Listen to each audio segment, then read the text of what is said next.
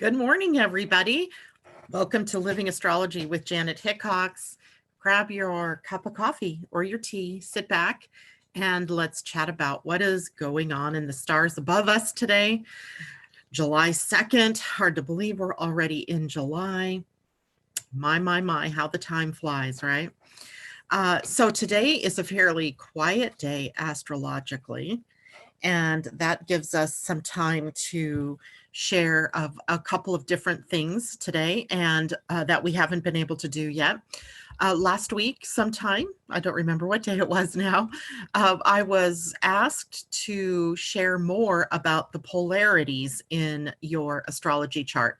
Polarities being the axes of the houses from the 1st to the 7th, 2nd to the 8th, 3rd to the 9th, 4th to the 10th, 11th and the 5th, and the 6th to the 12th. And those 6 axes comprise similar energies in the astrology chart. Usually the lower numbers 1 through 6 meaning more personal and more to the individual, and the horizon, above the horizon, the 6th, 7th through the 12th houses, more of the community or social aspect. And yet they are similar to one another in the energies that they bring up. So I think it was Ursula who had requested that we talk about that. So we're going to be looking at that as well. After a 1 minute long void of course moon last night, the moon has moved out of the sign of Scorpio into the sign of Sagittarius. Can you feel more lightness now in the air, more optimism, less emotional depth? Not that there's anything wrong with emotional depth, mind you, but sometimes the moon moving through Scorpio can be bringing up things for us, and it can be some uncomfortable stuff that we are working with. And it's deep, it's intense, it's about passion. And now we move into the sign of Sagittarius with the moon, which changes up the meaning of the energy of the day. Now, we don't have any other new major aspects of planets. Remember, in the overview of the week back on Monday, we talked about Thursday and Friday being days to breathe. So today we are at Thursday. It is a day to breathe, to catch up, maybe to sort of recharge your battery, if you will, because there isn't anything else that's really pressuring us to take action in any different way. And the moon, we're used to every day. It's making its transits through the chart, through the signs. It spends 2 to 3 days a month in each of the signs. So it's not that it's not affecting us. It's just that it's not as effective as, say, a Jupiter-Pluto conjunction or things like that. I'm going to trip over here to YouTube real quickly to say hello to people. Good morning, Amy and Debbie Tibbetts-Tumiel. Good morning, Camilla and Deborah Johnson. And Debbie says, I don't know why they screen those comments. Debbie Tibbetts-Tumiel reminds everybody to hit the like button. Thank you so much, Debbie. I love that. Hit the like button. And also, if you will, if you haven't done it yet, go look down below here and hit the subscribe button. Help me get this channel up and out there for people. Share the channel with your friends. All of that is so appreciated by me here on my end. And Debbie, I appreciate you, and Amy, who often brings it up, and J-Lo and Terry, all of you who remind everybody at various points in the morning to please like the video. I can't tell you what that means to me. Kimberly Eberhard, good morning. Allison, good morning. It's good to see you. She says, finally made it. And Debbie says, I'm looking sparkly today. Yeah, this should look familiar to you. Mimi, good morning. Kamal, good morning to you. Everybody is here, or at least starting to check in, so we can play around for a little bit. Tell me, how are you guys doing? I see Tati, and then I also see, who was that? That was, I think, Deborah. Okay, Deborah Johnson. I think I saw you already. So tell me how everybody's doing. How have you managed the week so far? Are you feeling positive and optimistic? Are you feeling crazed and or in conflict? Tell me how you're doing. You can put those comments here in the chat stream, and I will come back and take a look at those in a little bit. I want to know how, in general, everybody's doing out there. I know how I'm doing, and sometimes, I feel like I'm actually, just one of you all. So things that are going on for me are often going on for you. And for instance, last night was a night I could not sleep. I could not get to sleep. Yet I was tired, and I had moved enough during the day yesterday to get some things done. But as I went to bed, I started noticing that my heart was beating hard, or it felt like it. I kept looking at my Fitbit and it's telling me your heart's beating 70 beats a minute. Well, that's not that fast. So why was I feeling like my heart was beating out of my chest? And then my stomach started getting involved, and I went, I'm tapping into something else that's not necessarily me. My body is just being the receiver of some of that energy. And of course, I never really quite know for sure where that's coming from. And who knows, right? There's so many things. And then I finally, about 1 o'clock, I think the last time I looked at my watch, it was 12:47. So somewhere after that, I fell asleep.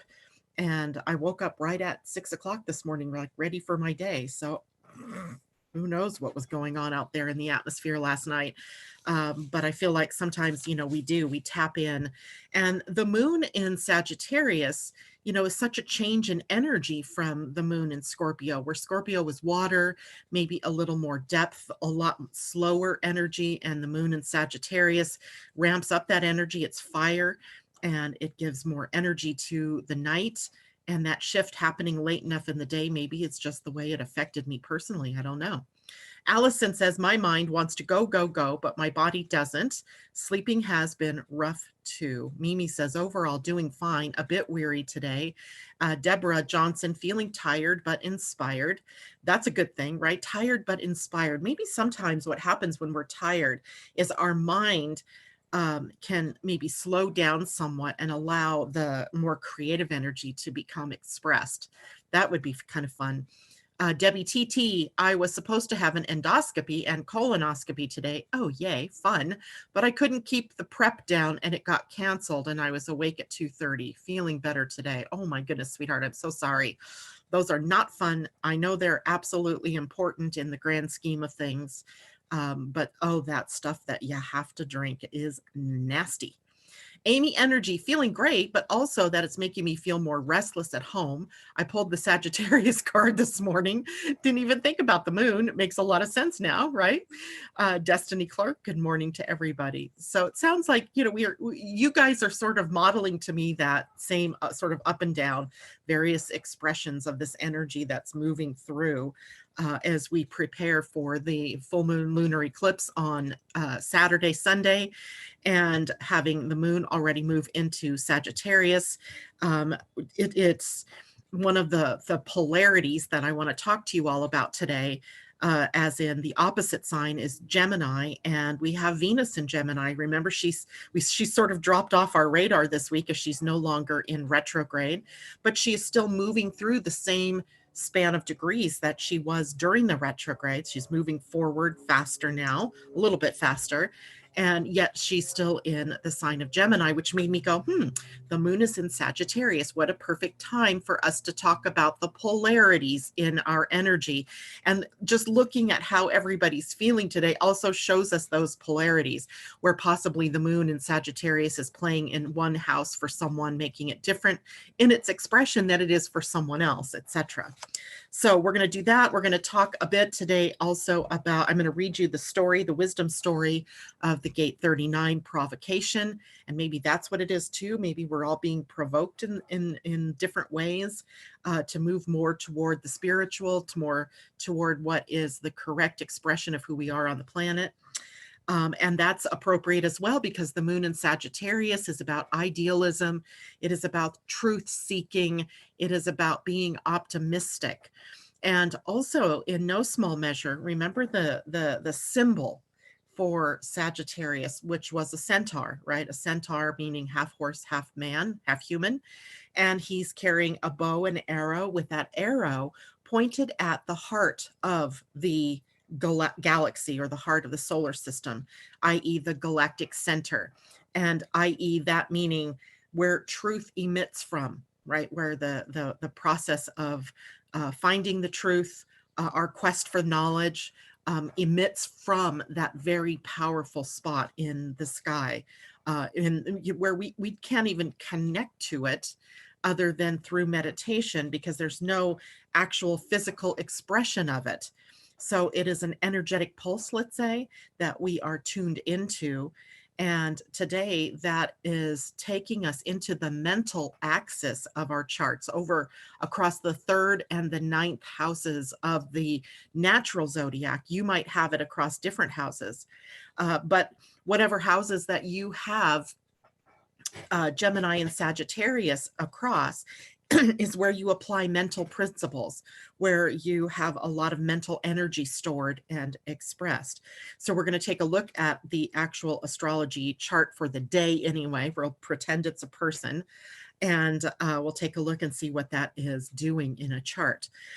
Sagittarius overall rules that quest, that hero's journey in some way, the hero's quest for truth, right? It's T, capital T, truth, the bigger truths, right? Not just what we perceive as a truth about who's lying or who's telling the truth. It's not that. It's much bigger. It envelops the bigger cosmic truths. So that maybe is the better way to look at it. And in Sagittarius, then we also have ideas of religions and spiritual seeking. So the hero's quest isn't just the journey to go out and find your life path or your purpose. It's also to find the center of your spirit. So that is what the moon brings us in Sagittarius. Now, also, Sagittarius is a sign known for its connection to the natural world. So the connection, let's say, to the great outdoors. When I look at things like REI or people that love the outdoors, those Subaru commercials and so forth, I often think about those people that own Subaru, let's say, or the founders of these movements and REI, what have you. How prominent is Sagittarius playing in their chart? Because it is Sagittarius that loves that great outdoors, this idea of exploring, being an adventurer.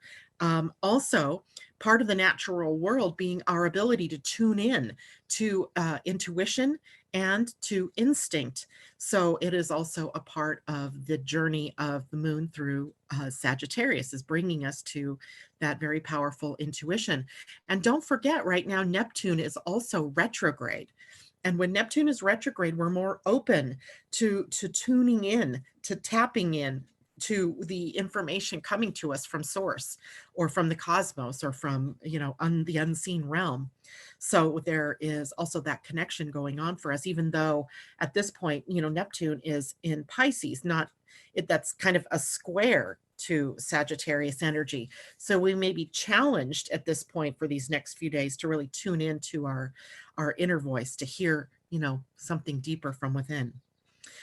Freedom is also one of the key words for Sagittarius, and in that is adventure and the ability to be spontaneous and exploring and broadening your horizons, right? Getting out of the groove that you're in and expanding that groove to encompass a broader horizon, a bigger perspective, to seeing things from a different way, in a different way, dealing with different cultures or different religions or different people, expanding the tapestry, if you will, to include everyone. It's very inclusive energy, and it becomes more inclusive as it becomes more exploring and more extroverted in its expression. Now, here's an interesting tidbit too, and I found this, the first news story I saw of the day is of Jeffrey Epstein's partner. Her name was Ghislaine Maxwell, I think it is. And she was implicated by every teen who's now a woman that was engaged sexually with Jeffrey Epstein. She was the person that brought them together or facilitated those kinds of, allegedly facilitated those experiences. And they found her in New Hampshire, and have arrested her. Now, I don't know why it is that they hadn't arrested her up until now. Maybe they hadn't found her. I don't know. But now she's arrested, interestingly, this morning at 8:30 New Hampshire time. So that was definitely by the time the moon was in Sagittarius, and Sagittarius rules the law. And attorneys, lawsuits, court proceedings, everything that we think of to do with ethics and morality all come through Sagittarius. Also, I mean, ethics and morals kind of together. They're a little different in their expression. I would say ethics is a personal code by which we move through life. Morals seem to be more um, imposed upon us by the outer world, as in a religion that says you can't have an abortion or you can't have sex before marriage or that kind of thing. That's a more moralistic view. Ethics is more about your personal integrity. So we have all of that bundled up today. And what we're seeing is living astrology out there in the world with a very prominent arrest of someone who has been evading the law for a while. Also, though, Sagittarius rules optimism. And so there is this um, tendency in that sign to have faith. Sometimes it's blind faith, and it might be blind faith in a person, as a cult leader might demand faith from his followers. And that gets caught up today a little bit with our Pleiadian-Earth energy of devoting, which brings up issues around loyalty and then in the shadow, inappropriate loyalty. So there's this sort of dovetail that's going on, a coherent connection between the Pleiadian-Earth energy, which represents our spiraling of consciousness, and the moon in the astrological chart also bringing up our concept of faith. And having faith is not a bad thing. That is not what I'm saying. But what do you have faith in, right? Faith in yourself, faith in God, faith in family. What is it, right? That is what comes up. And good luck is also a part of the expression with Sagittarius moon, because it's ruled by the planet Jupiter, and Jupiter tends to magnify and bring fortunate events and things like that. Generosity is also a part of it, a generous heart, a generous spirit. As far as the polarity to Gemini is concerned, remember I just said that was a mental axis, and we're going to get into that deeper here in a minute. But the sign of Sagittarius rules higher education, the higher mind. So mentors or college and university education, our philosophy, right? So when we are tapped into religions or to a spiritual path of some sort, the higher aspect here in Sagittarius brings us to the overall philosophy that we have as well. I think Sagittarius is also very impactful and important in our ability to find solutions to problems, maybe even new solutions, untried solutions, or being open to using the mind in new ways, right? Mental calisthenics, perhaps. We do have some things to watch out for, though, as we do with every sign. We have the positive expression as well as the potential for the negative expression. Hopefully we come somewhere in the middle, but sometimes, right, we see this outer world that's mirroring some of the more negative, or we somehow get drawn into that. And in Sagittarius, we have to be careful that our spontaneous nature that gets triggered doesn't take us or lead us down the road of taking shortcuts, where we jump ahead instead of, sort of like being a manifesting generator, only most of you are not manifesting generators. And so taking shortcuts is not in your DNA. And sometimes we find that we jump ahead and then we have to go backwards. So watch out for that. Watch out for being self-righteous, right? Believing so much in your own beliefs, having so much faith that you're right and the other person is wrong, that you become self-righteous in the way that you're approaching people, that you're approaching the world in general. Watch out for making assumptions. Never assume. It makes an ass out of you and me. Never assume. Also, communication is also a part of that Gemini-Sagittarius axis. The more negative expression of communication is blunt talk. And remember, our south node is sitting at the gate 10 in our human design, where sometimes that can connect to the sword, using words as swords, or as verbal sparring with someone. So we want to be careful about our words today, that our words are kind and gentle and compassionate. If you can't be kind and gentle, compassionate in what you say, then don't say it at all, right? What did mom used to say? If you can't say something nice, don't say something at all. Don't say anything at all. Great wisdom for the day, for the next couple of days. Extravagance is also something we watch out for during the transit of Sagittarius by the moon. Now the body, we always take a look at the body. The part of the body that Sagittarius rules are the hips, right? So get those hips moving. The liver, also a part of that. Sciatica, which I thought that was interesting. I would have almost put that with Leo energy, but sciatica meaning sort of that a pinched nerve type of feeling. And it also rules the thighs and the upper legs. So maybe, do some squats today, but be careful, don't overdo it, right? Let's get some, good strong muscles moving here. Jupiter is the planet of mercy and expansion. I like that, Destiny. I hadn't heard that before, mercy. Allison says, I tell my daughter that too. I'm a Sagittarius sun. There you go. J-Lo says, I always say, tell me the truth. We will work through it, but a lie loses trust. Yeah, that's perfect. Let's see. My North Node is in Sagittarius. Now I see why I tell the kids that I despise a lie. And Allison says, my hips have been killing me. So you could look to where Sagittarius is in your chart, Allison, and J-Lo, any of you. The house that it's in is where those things are playing out. So the way I use this is when there's a part of my body that's out of sorts, behaving badly, or maybe one that's feeling really good, then I can look to where the sign is in my chart that rules it, and also what planets are moving through the sign.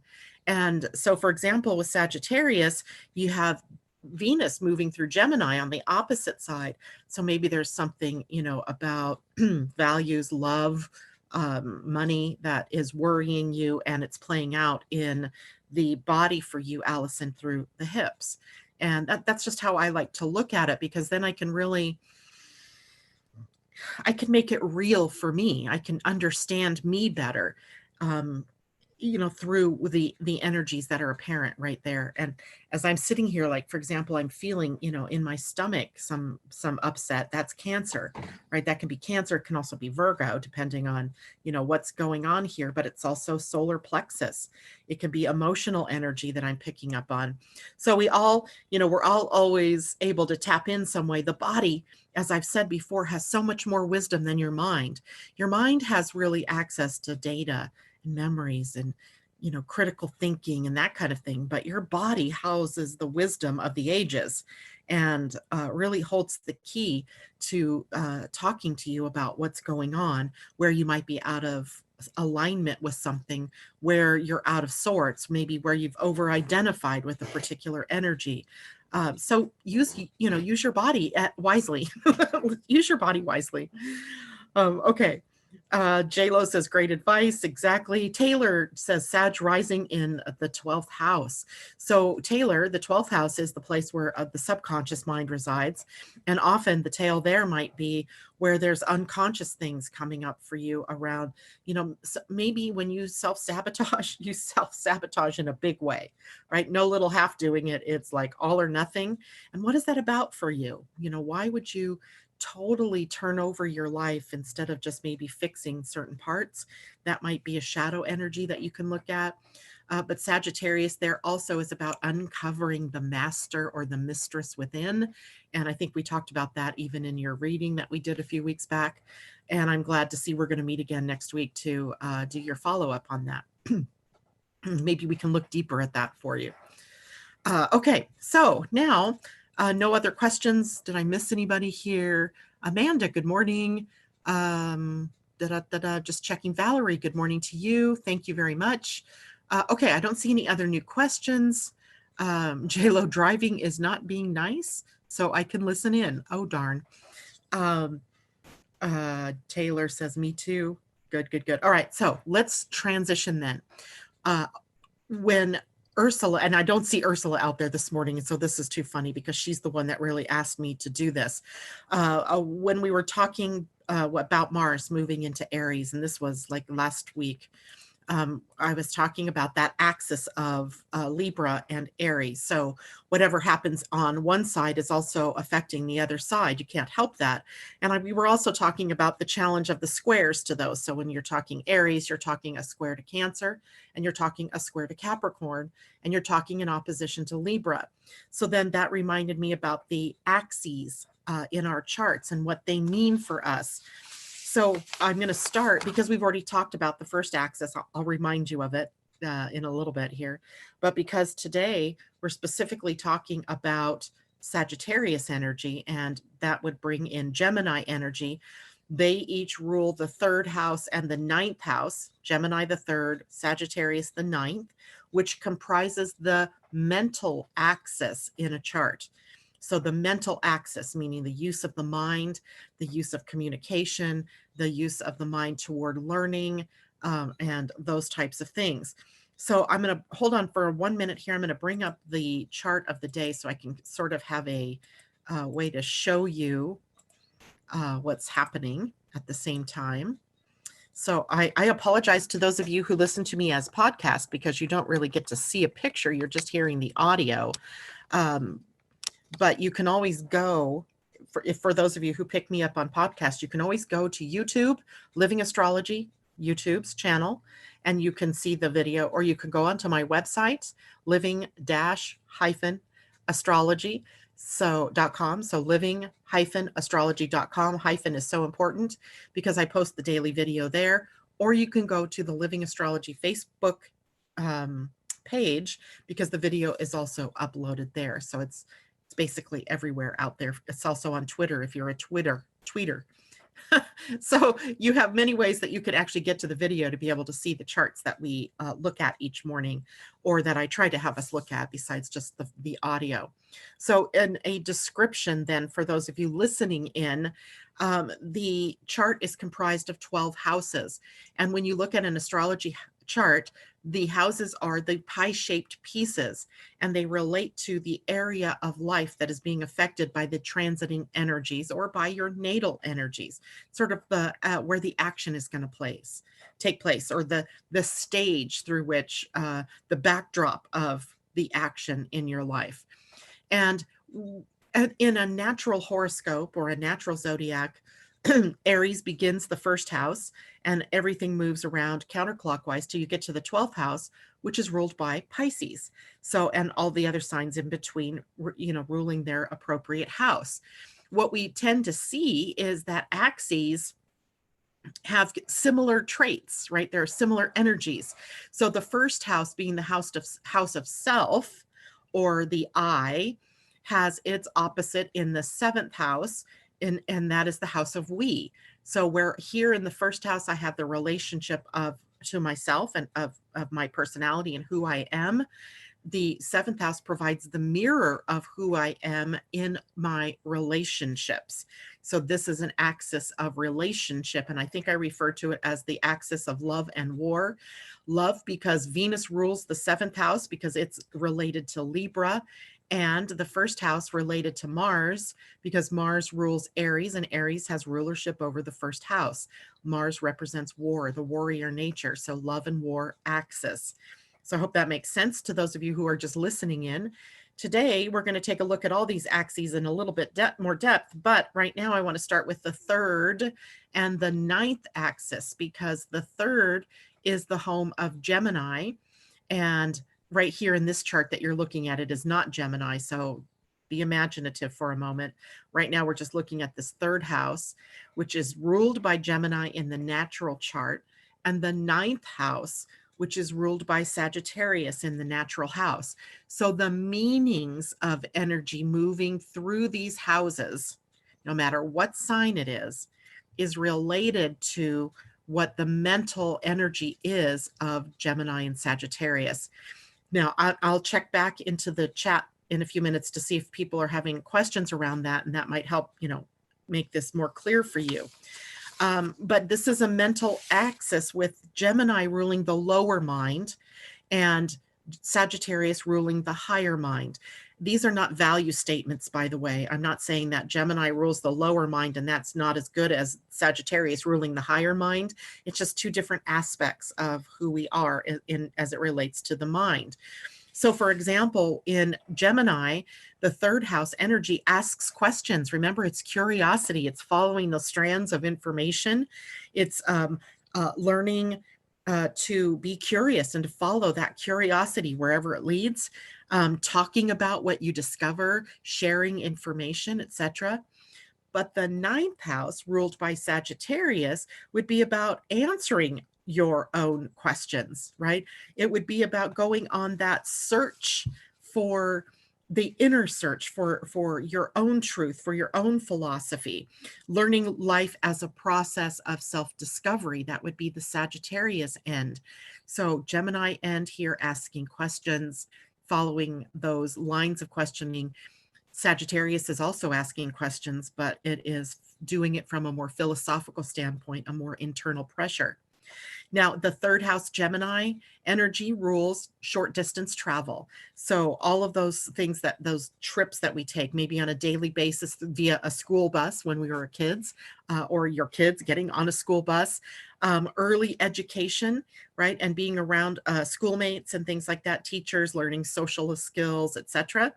But the ninth house, Sagittarius, is the bigger picture, right? So this is long distance travel. This might be the travel that we take to other countries, that we explore other parts of the world, or we explore other cultures, and we see how it is that we fit into the larger scheme of the world, how things are run differently in different places. This is also higher education. So where we broaden our horizons by learning things of a higher sort, of a higher nature, with more depth into it, with more critical thinking rather than the informational thinking. The third house also talks about how we learn, and how we learn to speak, and our learning style, kind of, right? Gemini, learning how to read, what sparks your curiosity for learning. Like, some people love history, some people love the English language, some people love drama and art, other people love mathematics and science. So what is it that sparks your learning? And then how do we learn to write about those things? How do we what is our learning style, let's call it. So if we're going to have learning disabilities, it might show up here in the third house. Some people are voracious learners. They can see, read, and they know. Other people, I had a son like this who had to touch everything, and boy, does that drive teachers crazy with a kid that needs to be kinetic to learn. When he could get up and move around and touch things, he learned much easier than when he was asked to sit down, read a book, be quiet, do your paper. And that's different learning styles come through that third house. The ninth house is discovering where your passions are, and from an older perspective, a more mature perspective, what is truly meaningful to you. So Sagittarius takes us into the deeper meaning of things, the meaning of life. Gemini has us exploring sort of the width of the different things that are available for us to connect with, to look at. So I hope that helps along that third and ninth house. Let me see, there was something else I wrote down about this. Nope, I did not. So that is our mental axis, the third and the ninth houses, Gemini and Sagittarius. Now I want us to look at something else. Let me real quick see if anybody has questions about that before I go on. Oh, I'm already in there. Terry, hello. Ursula, there you are. You're out here but walking dogs. Okay, so that's good. You're not missing this. Marjorie, do you also post a daily chart on your site? No, I don't, Marjorie, but that is such a good idea. I just don't have time between it's my pull between family and work, and the things, working with my family means also my clients and doing readings and follow-ups and what have you. I get texted and messengered a lot by clients that listen, and I take my time answering those when I can. So sometimes the idea of writing takes the back seat to being able to talk to people. So I need to stop sharing my screen, because now I see that it is out there being seen in living color. J-Lo says, I love it since my nodes are opposites. I cannot wait to see how this keeps playing out in my life. Marjorie, thank you. Houses were enlightening. Amanda at J-Lo, my nodes are opposite right now too. Meaning, I'm thinking what you guys are saying is that the transiting north node is opposing your south node, your natal south node, and vice versa. I'm not sure if that's what you mean, but Anyway, let's, I don't see any other questions. So hopefully everybody was understanding that so far. All right, now I can go back and share my screen once more. And what I want to do now is show you how this axis works out in your own personal chart, because likely, unless you have an Aries rising, your chart is not posted up like I just talked about, where Gemini is on the 3rd house and Sagittarius is on the 9th house. I have a daughter whose chart is that way, but the rest of us in the family are not set up that way. We have varying rising signs. So if this chart were a person, this person's rising sign or entry point into the chart is at Leo. So when we start moving then counterclockwise through the chart, we come through the 1st house to the 2nd house, and the 3rd house here in this particular chart is at Libra. So we have Libra and Aries across the 3rd and 9th axis. So we have a mental axis with the signs that represent love and war. So do you think that perhaps there's a battle of ideologies going on here? And if you think about this being the chart of the day, and the chart of the world at large in the moment, there's this battle of ideologies going on, right? We're under attack by Mars in Aries, Salacia in Aries, Chiron in Aries, Black Moon Lilith in Aries, and Eris in Aries. So in this, if this was a birth chart of a person, this person's mental axis would find them fighting many battles, right? Fighting, different ideas and ideals and philosophies. And yet the 3rd house, the lower mind, seeking to find harmony and balance to all of these varied ideas, ideals, and philosophies. So that's how we would look at it across a chart, a person's chart. The sign on the 3rd house is modifying the mental axis in this case, right? So Libra and Aries modifying the mental axis, and whatever signs then in your own personal chart are there, modify your mental capacity. In my own chart, for example, this here is, what's on my 3rd house? I believe it is, oh my God, I can't believe I can't remember this. I believe it is Leo on my 2nd, so it's got to be Virgo and Pisces. And of course, that makes perfect sense to me now as I think about that, because I'm ever practical and real, but I'm bringing in those spiritual concepts of the 9th house, right? The spiritual philosophy, and grounding it, Pisces, grounding the Pisces etherics into the Virgo earth energies. So it's pretty easy then to read an axis in your own chart this way. All right, so hopefully that's helpful to everybody. Now, let's take a look, unless you have questions about the 3rd, 9th axis. Before I go, I will do that. Deborah Johnson, Virgo and Libra in the 3rd house, Aries and Pisces in the 9th. So you've got the split going, and mixed bag, and typical, that's more typical than not. But I would always, the way that I would work this, as you move into the 3rd house, what's the first sign there? Because that's actually the sign that rules that house. So that would mean Virgo rules that house for you. So it's more Virgo expression than it is Libra expression. But Libra would act sort of like the spicing, the flavor icing you put on the brownies kind of thing, that modifies it somewhat. But it's Virgo because that's the sign on the cusp. Hopefully that makes sense to everybody. All right, so now let's look then, let's go back to our 1st, 7th axis. I just want to bring up a couple of other things here. One of the other ways that we could look at the 1st, 7th house is the house of I on one side, we on the other.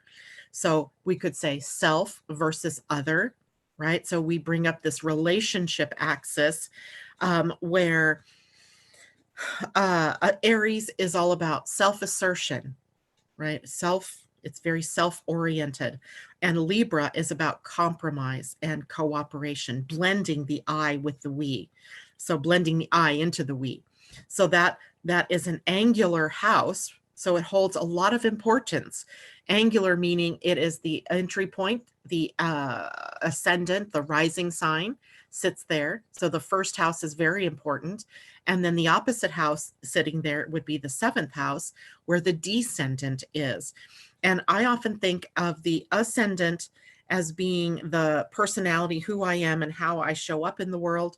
the lens through which I even view the world. I view myself in the world, where on the other side, it's sort of the mirror, right? The mirror, the part I don't see where I don't see myself clearly, where I need to see myself more clearly. So I bring in a parade of people to help me see myself more clearly. That's our seventh house relationship axis. Now, when we go on to the second and the eighth house axis, this I called the money axis, although that sort of is a narrower interpretation of that second and eighth house. The natural rulers of the second house and eighth house are Taurus and Scorpio. So in a natural chart, it would be Taurus on the cusp of the second house, and it would be Scorpio on the cusp of the eighth house. Taurus rules my money, right? Money I earn, my earned income, my possessions, where Scorpio is about our money, money that comes in from investments or unearned income, right? Might be inheritances. It might be money that you're managing for someone else. It might be your spouse's income, but it's our money, what we hold jointly. So second house, what I have, my possessions, my money, my earned income, and on the eighth house where we hold things jointly. I often call the eighth house opium, other people's money, because it's often money that's coming into you from other people. Also, the second house, Taurus ruled, would be the house of form, right? Everything in the physical world, the form that your self-worth takes, the form that your life takes, the concrete rather than the abstract. And in Scorpio, we have transformation. So the eighth house takes form and changes it, right? Morphs it, while Taurus takes and creates form, builds it solidly so that it can stand the test of time. So it's related to form and function, as well as it is related to money. And so your attitudes about money, so depending, again, if we go back to our chart, let's go back to our chart. Oops, can't do it from that direction. I do this every day. You would think I knew exactly how to do this now. There we go. Second house right here. And in this chart, if this were a person, we see Virgo on the second house, and we see the sign of Pisces over here on the eighth house. So here we may see as a money axis someone who is probably the best person to put money to use, but that the place where money comes from may be a little bit hard to pin down, that it may be, maybe it's someone who's very good at manifesting and there's no set place of where the money comes from. That could also be more prominent because if this were a person, Neptune is in a sign it rules, and that makes it even harder to pin down where, so the boundaries are blurred between your money and my money. It's all our money, and it all comes into me being the more practical person here, more ability here to be the spender, the wise manager of the money, to be able to apply it practically. So this can then, I would check with a partner's chart in this case to see if this brings up any control issues around money in a relationship. So that just gives us a little bit of a picture of how it might be interpreted from this chart. Okay, again, let's look. I'm going to just leave this up for now because I know you guys can probably still see me in the little window, and then I don't have to keep going back and forth. So we did the third and the ninth axis. Let's now look more deeply at the fourth and the 10th axis. So the fourth axis, 10th axis here in the natural chart ruled by Cancer in the fourth house and the sign of Capricorn in the 10th house. It is also an angular house, right? So again, the fourth and the 10th house are very important. What happens there in your chart can supersede everything else that's going on in your chart, especially the 10th house. Any planet that is close to the midheaven has the most power. And what are the two that are closest here? If this were a person, we have Uranus on one side and Eris on the other, roughly about the same distance each from the midheaven. Change and craziness and discord and upset. Doesn't that talk about what the world is kind of right now? Crazy, upset, discord, crazy, upsetting discord.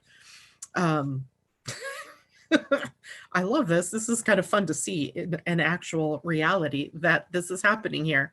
But the 10th house Cancer or Capricorn Cancer axis is really about balancing home life in the 4th house versus your public life in the 10th house. So the 4th house is about home, family. It is often the more nurturing parent. So it used to be, we would say hands down that the 4th house ruled mother.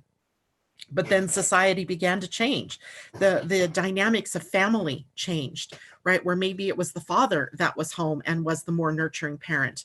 And maybe it was a single family, a single parent home where mom or dad were playing both the role of the nurturer as well as the father figure, mother and father role being played by one person.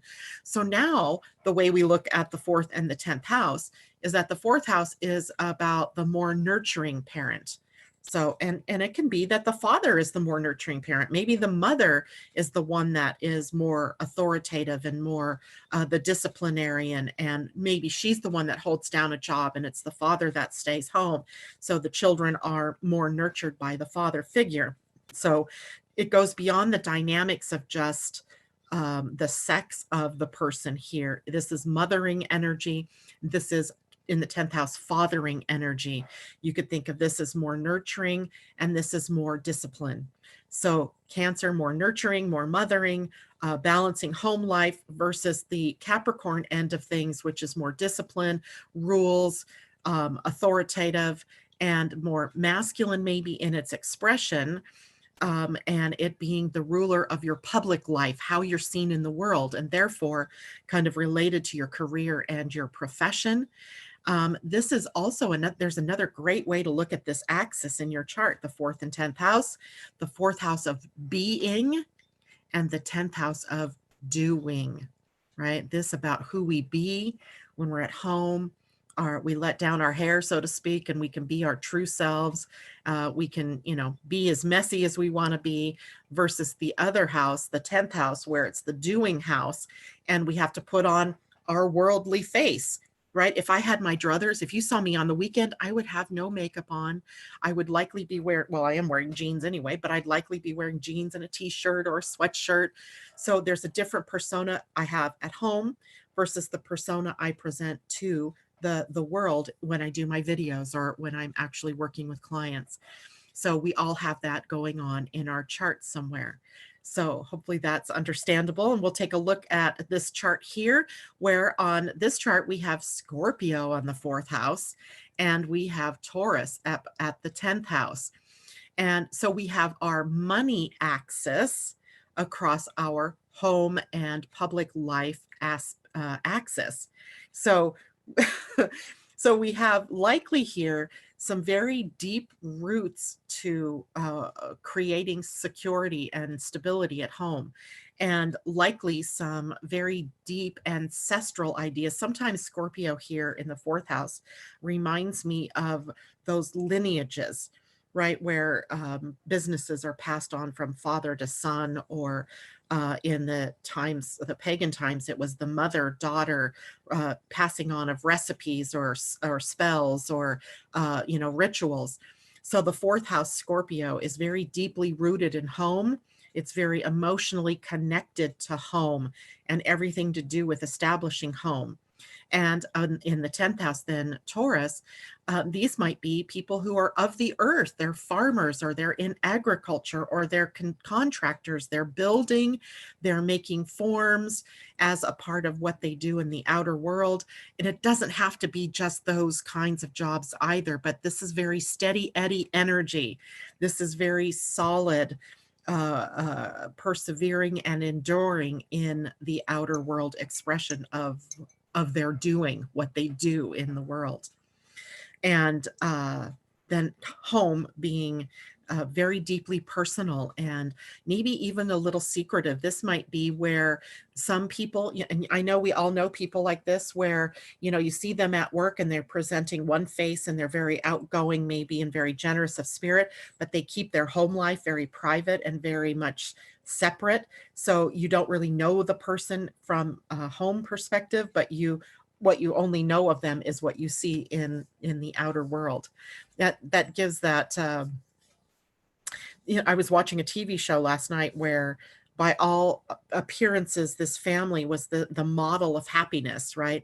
But underneath it lurked something dark and deep, and in the father. In this case, and as the father murdered his entire family, buried them under the house, and then took off, right? So sometimes this is a place in this kind of, Scorpio Taurus, where we see one face and we think it's one thing, and everything looks good on the surface, but underneath it's something completely different, maybe even dark. So, whoa, we really went deep into that one. That's our 4th, 10th axis. Let's make sure I didn't have, this is the MC and this is the IC. Again, this is the entryway into home and family, roots and foundation, safety and security. And this is the MC. This is the gateway into profession and career, authority, discipline, and your authentic self. Now let's look at the 5th and 11th house axes, which are Leo, Aquarius in the natural chart. Leo and Aquarius, that makes this the self-expression versus group expression axis. In Leo, we have love and romance and dating. And in the Aquarius side of things, we have platonic love, we have friendship, and we have group activities, group creativity. So in Leo energy, we are individuated. We are very self-creative or self-expressive. And in Aquarius, we are very much in a part of the group mind, creating as a group and being very much into creating networks and things like that, relying more on we see ourselves as part of a group, where the Leo individuation sees ourselves more as the head of something, or the king or queen, if you will, of something. And as far as then the energy of creativity, this is the house here, the 5th house, where we think of, the creation of joy, of play, of relating to our childlike selves, and doing what feels good to us in the moment. At the 11th end, these are our hopes and our dreams and our goals, our bigger picture, the things that are going to make us the bigger picture of happiness that you might have in your life. For example, maybe having the vision of being a contributing something to the world, because it's a world focus perhaps, or a community focus, where at the 5th house, it is like, what is my individual contribution to all of that? So interesting axis, I think we have here, self-expression versus group expression, the main dynamic. If we look at this particular chart, we see that the 5th house here starts in Sagittarius. So we have something to do with our philosophy. Maybe we're in love with our own ideas of spirituality. Maybe we are expressing ourselves creatively in very large and magnanimous ways. Maybe we have a lot of people, a lot of interests that we love to express. And then over here in the 11th house, where we would have Gemini as the ruler, we would be more inclined to bring new information to people, or to this axis kind of makes me think of, or this energy on this axis makes me think of a preacher, or a spiritual leader who has a lot of great philosophies. They're teaching, theosophy perhaps, or any kind of spiritual beliefs or spiritual leaning. And they're bringing it to a wide number of people where they have wide appeal. So that would mean being able to maybe not be so dogmatic in what you believe, or having a lot of doctrine to follow, but a more freewheeling sort of belief system that fills the needs of the people up here at the Gemini end of things. That's kind of a fun way to look at that. And actually, if we look at this as a world picture of what's going on right now, we see that we are sort of leaving behind this very dogmatic, doctrine-oriented religious belief systems for more openness and a more jovial connection to one another in our spirituality. That the world is shifting in that direction. It hasn't completely, we haven't given up Christianity or Islam or any of those religions yet, but they're shifting.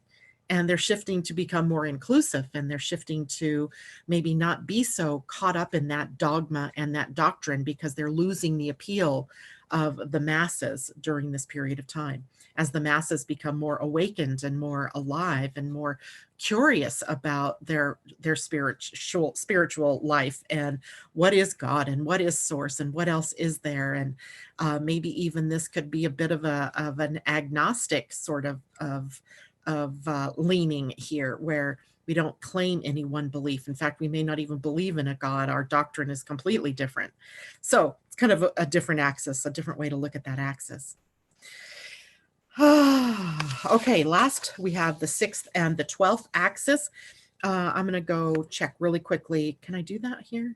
Let me do this. I know you guys are going to end up seeing all this fun stuff. I just want to check and see. Terry, feeling drained today? Can we pull a card? We will later. Oh gosh, we're at 9 o'clock. Holy moly. Amanda, I've been searching, and it's supposed to be an activation to show us the gifts from our ancestors and past lives. You're very, okay. Well, I can't read all these comments. There's a lot of them, and I want to finish this before we go on for the day. So I'm going to go back to our chart here. So now you guys should be seeing this chart, the 6th and the 12th axis.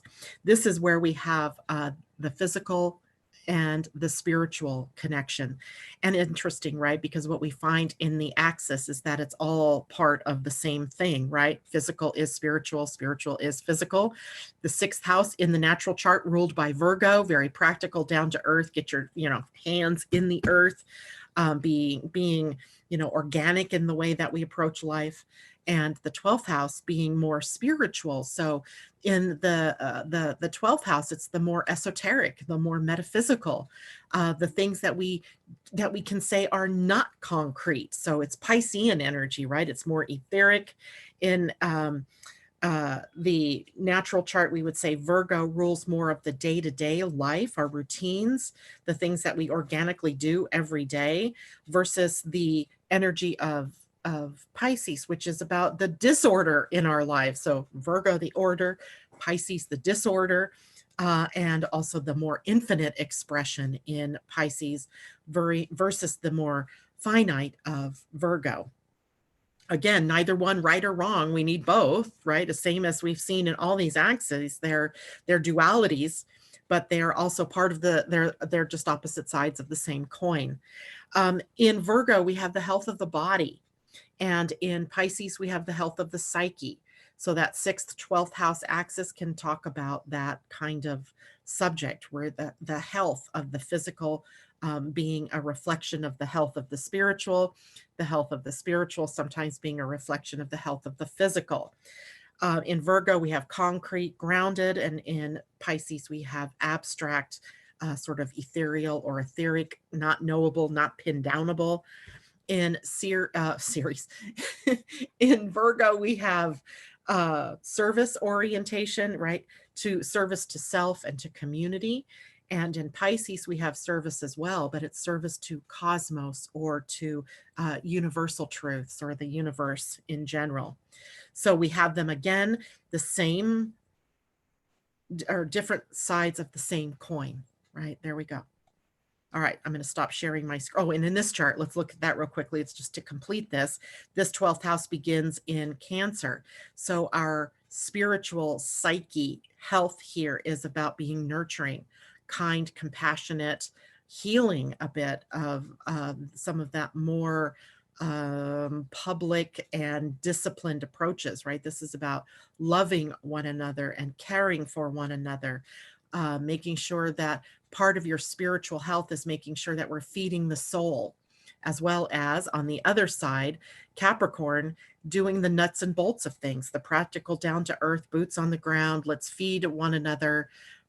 Let's make sure there's some really perverse things that we could think of here as well, where corporations have taken over and their inability to be personalized, where they don't care about the people in terms of them as individuals or their health or what have you. It's all about the shareholders, the corporate, people, and that they do what's good for them instead of what's good for the people, where on this end right now we should be really looking at a more holistic picture of what is good for all. How do we balance that, right? How do we balance the need to have corporations because they pay taxes? Sometimes they build things or they create things for us to buy. They support the infrastructure, but it's the people that make up those corporations. And that's the part that's disconnected at the moment. We can see it pretty much here with the preponderance of energies that have been moving through Capricorn, which happens to be on the cusp here. All right, guys. I'm going to go take one last check, see if there are any major questions, problems, complaints. Ursula, this is definitely a sharing to sit down and take notes on. Deep gratitude for sharing us the whole pie.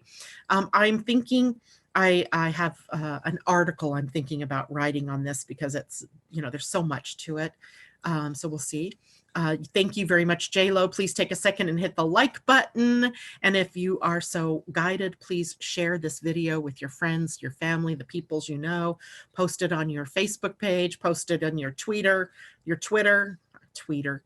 oh Lord, your Instagram. Do things like that for me. That would be appreciated. Also, if you're so inclined, subscribe.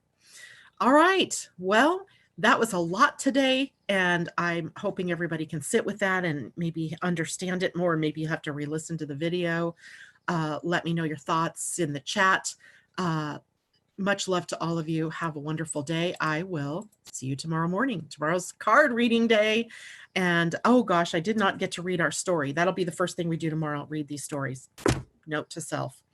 All right. And tomorrow we wanted to look at the chart of the USA too and talk about the eclipse. Lots to talk about. All right, guys, take care. Love to all of you.